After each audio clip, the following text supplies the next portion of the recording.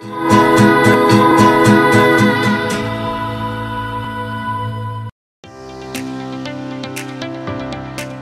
aktif di Disnaker Kabupaten Kediri dan BPJS Tenagakerja Kabupaten Kediri bisa mewujudkan kesejahteraan sosial bagi karyawan atau buruh yang berada di wilayah lingkup Kabupaten Kediri.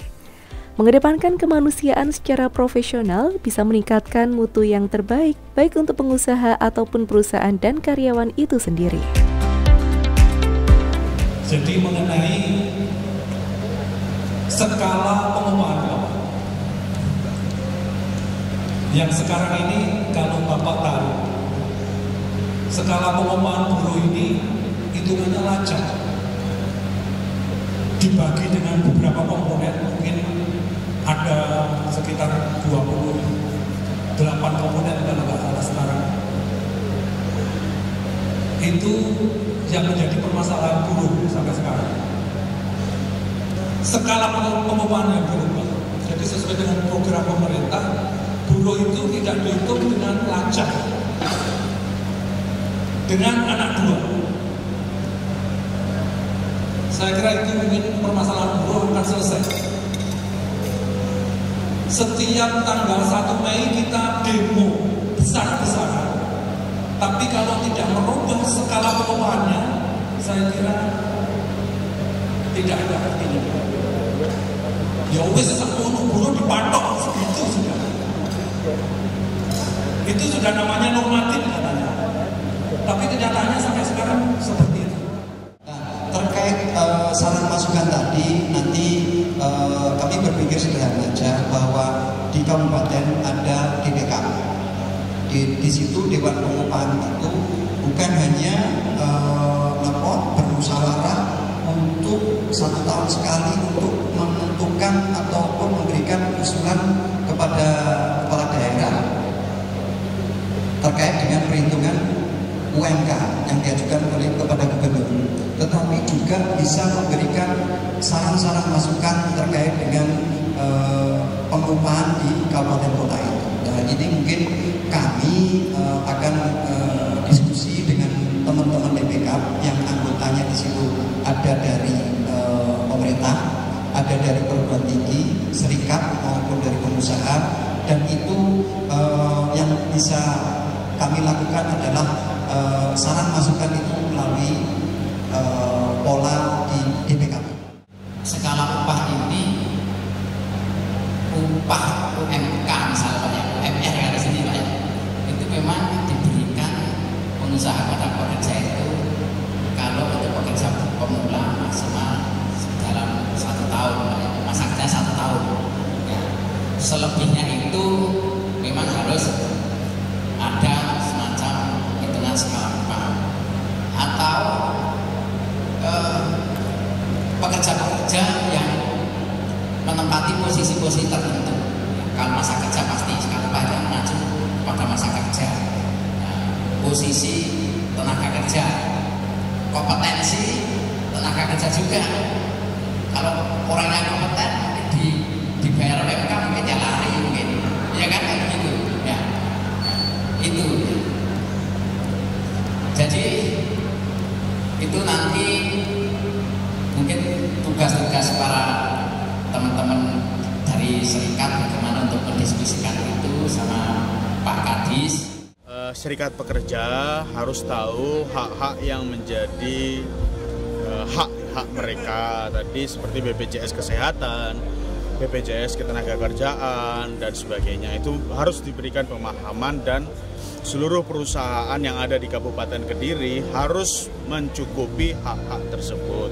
Jangan sampai ada, ini masih banyak aduan yang saya terima di media sosial ataupun melalui SMS dan WhatsApp.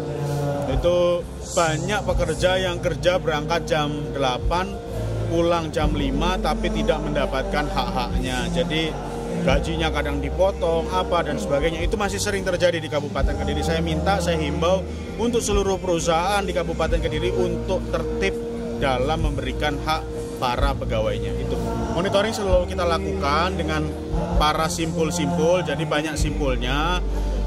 mulai dari serikat buruh misalkan pabrik rokok, lalu ada pengusaha real estate, macam-macam simpul-simpul. Nah, simpul-simpul ini yang kita kumpulkan nantinya supaya bisa tersampaikan ke bawah. Selain itu, Kepala Dinas Tenaga Kerja Kabupaten Kediri juga mengatakan bahwa agenda ini juga dapat ditandai sebagai momentum untuk evaluasi terhadap ketenagakerjaan, agar kedepannya dapat terus menghadapi isu strategis yang hingga saat ini sudah mulai berjalan. Ini momen bagi kita untuk kita introspeksi terkait dengan kondisi ketenagakerjaan secara khusus di Kabupaten Kediri, dan juga tekad bersama, karena apa, tema yang dibangun itu bukan hanya masalah terkait dengan gagagan. Jadi biar kelihatan keren ada tagline, ada tema, bukan itu, tetapi tema itu adalah menjawab isu strategis yang sekarang berjalan. Isu strategisnya apa? Tadi disampaikan oleh Pak Sabini bahwa globalisasi itu di depan mata dan mungkin juga berjalan. Dan ini berjalan, bukan mungkin berjalan, dan ini akan menggerus kita. Jadi kita seperti telur sama ayam, duluan mana? Kita nunggu kita kompeten baru nanti kita sejahtera baru kompeten, itu pasti beriringan terus. Nah, makanya di media ini mari bareng-bareng kita tumbuhkan kesadaran juga bahwa peningkatan kompetensi merupakan tanggung jawab bersama. Peningkatan kompetensi itu juga menjadi sebuah keharusan bagi pekerja di Indonesia. Jadi kesejahteraan buruh ini sebenarnya sudah cukup baik. Yang sekarang perlu diperhatikan adalah kesejahteraan teman-teman petani. UMK atau upah minimum kabupaten hari ini itu ada di angka 2,4, tapi pendapatan per kapita kabupaten masih 900.000. Artinya kita punya tugas yang cukup berat untuk mengejar ke angka 2,4. Jadi masih ada selisih yang cukup jauh. Nah, selisih jauh ini terjadi di sektor pertanian. Maka labor cost atau pendapatan buruh tani ini yang sedang kita coba untuk tingkatkan. Ini tantangannya cukup besar, beberapa strategi sedang kita rumuskan. Salah satunya menggunakan lahan-lahan pemerintah kabupaten yang idle atau tidak dimanfaatkan. Ya. Intinya bahwa kepentingan antara pengusaha maupun pekerja itu adalah sama. Bagaimana kesejahteraan meningkat. Nah, pekerja berusaha untuk meningkatkan kesejahteraan. Nah, tentunya dibarengi dengan pengusaha yang menginginkan produktivitas dari pekerja itu bisa terpenuhi. Nah, usaha dari usaha jalan tentunya pengusaha bisa mendapatkan keuntungan, dan dari si pekerja ataupun buruh itu bisa mendapatkan kesejahteraan. Dan hubungan industrial yang harmonis ini harus benar-benar bisa dilakukan bersama. Dan intinya adalah manakala terjadi permasalahan ataupun bisa jadi sedikit gesekan-gesekan, maka kedepankan komunikasi.